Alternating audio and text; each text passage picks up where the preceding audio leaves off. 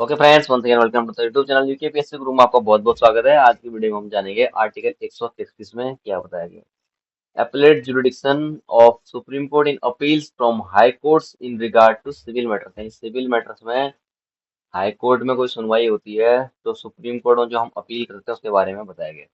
Close one ने बताया an appeal shall lie to the Supreme Court from any judgment, decree or final order in a civil proceeding of High Court in the territory of India if the High Court certifies under Article 134A।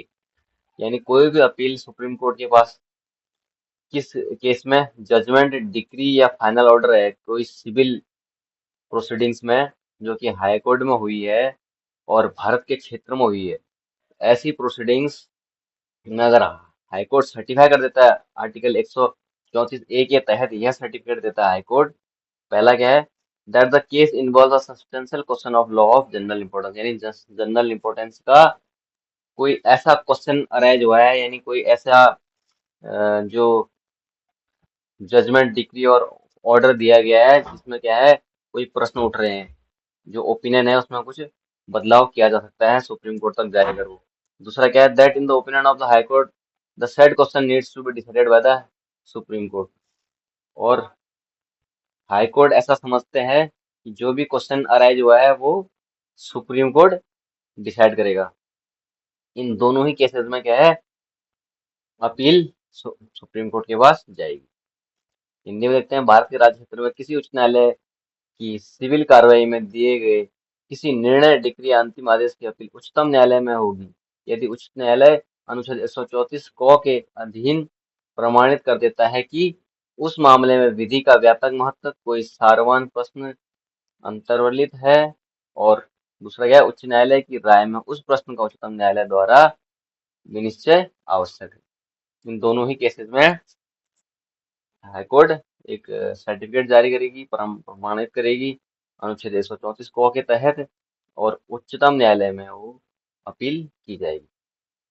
दूसरा clause है, not standing anything in article 132 any party appealing to the Supreme Court under clause 1 में urge as one of the grounds in such appeal that a substantial question of law as to the interpretation of this constitution has been wrongly decided.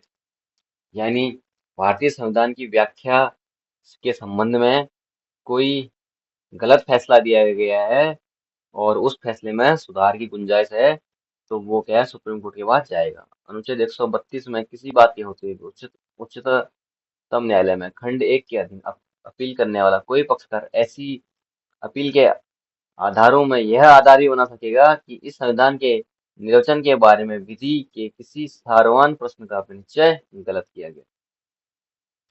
Clause 3 है, not standing anything in this article no appeal shall unless parliament by law otherwise provides lie to the supreme court from the judgment, decree or final order of one judge of high court।